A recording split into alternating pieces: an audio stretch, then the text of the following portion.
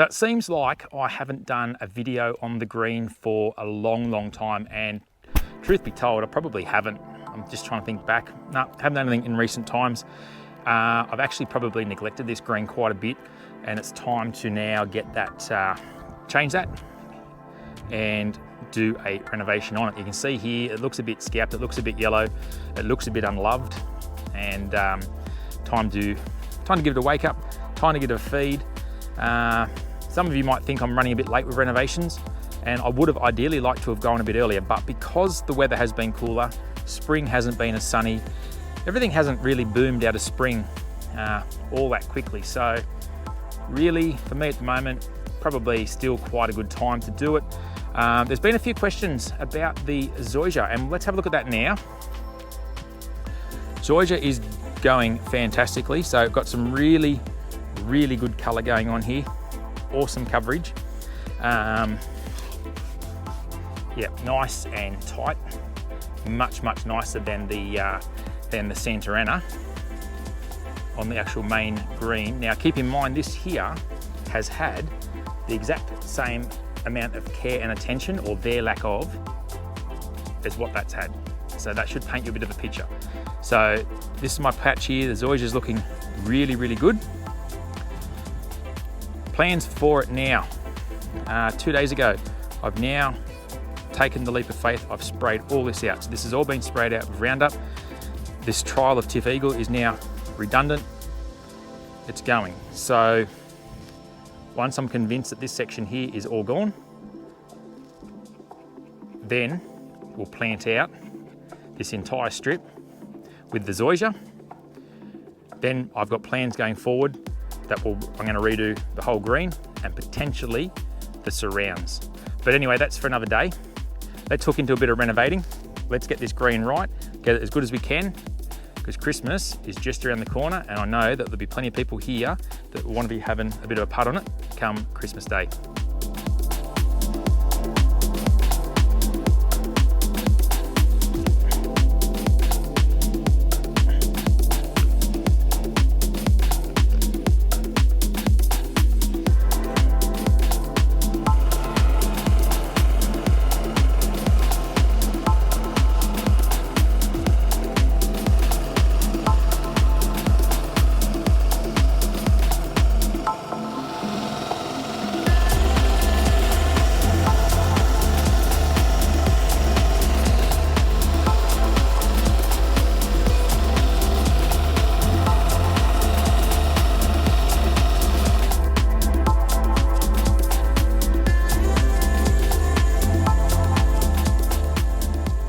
So basically what I did there was, I've been over at the same direction 4 times or thereabouts. I did lose count a couple of times.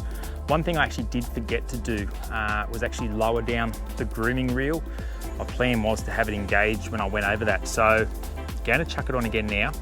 Going to go over the green this time from this way across this way, and that should pull a little bit more grass out again, because we've got a fairly good response at the 3 mils. So we've taken the height down by 2 millimeters, which might not seem like much, but that is quite a substantial amount once you're getting down to these heights. But if we come across this way now, you'll see once we engage that groomer, we should pick up all these sort of little bits and pieces as well.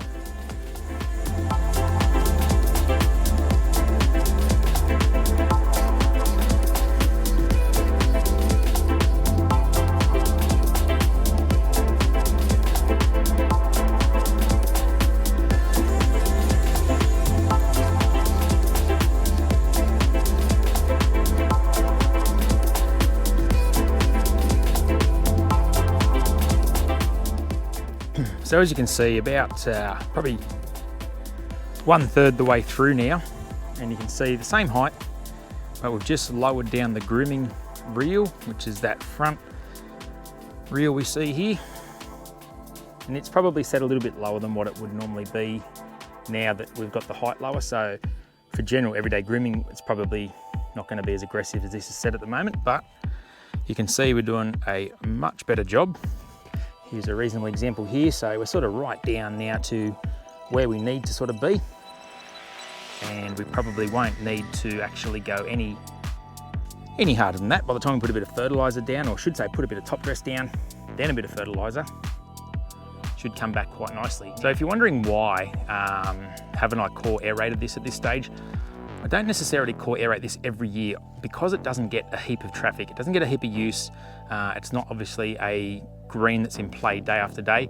I can get away with not actually doing core aeration every single year. So this year it's going to be a lighter renovation, which we're just going to do a top dress, a height reset, and we'll still get a fantastic result.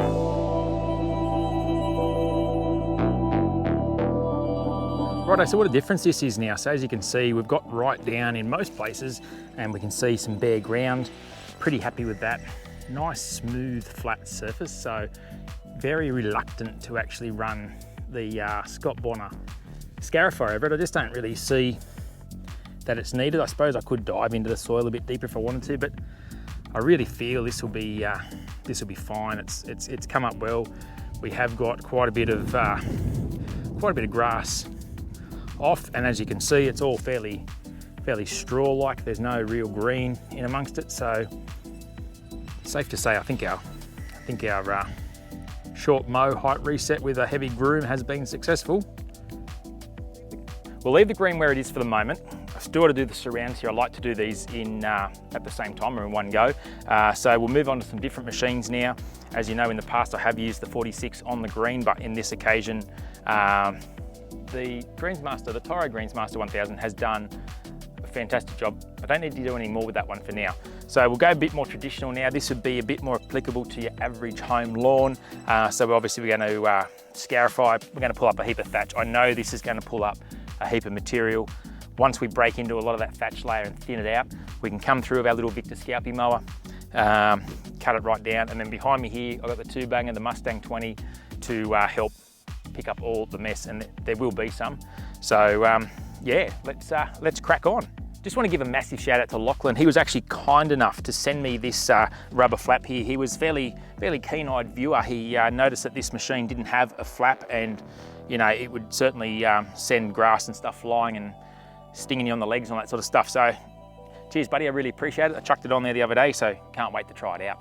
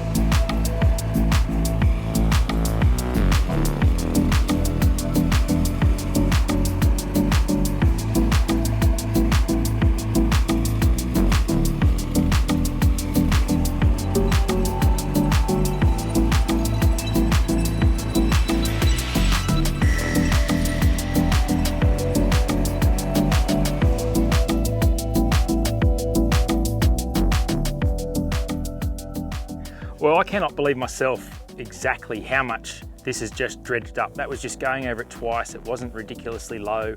Yeah, wow, that is crazy. I mean, just have a go at it. Like, so many viable plants there. If anyone was looking to sprig a lawn, in other words, this material here can be actually used to start a new lawn. So you just basically spread this out nice and thin, cover it with some sand, keep it very wet, and it would shoot up, and in time you'd have another lawn. I don't have anywhere for this today, but yeah, you certainly can do that if you want to. Yeah, really blown away at what was just brought up then. So I dare say by the time you get the little Victor onto this down low, I mean, yeah, wow, look, there's heaps to come up here. There's absolutely chockers of it. So wow, on with the show.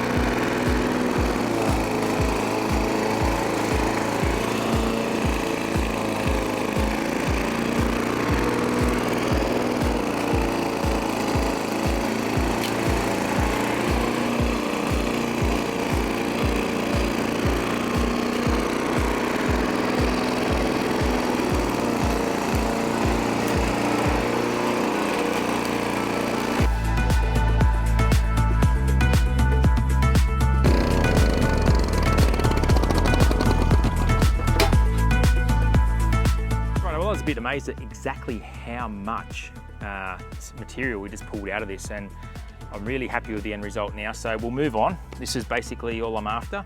We've taken away all the thatch layer. We're starting afresh again for the season.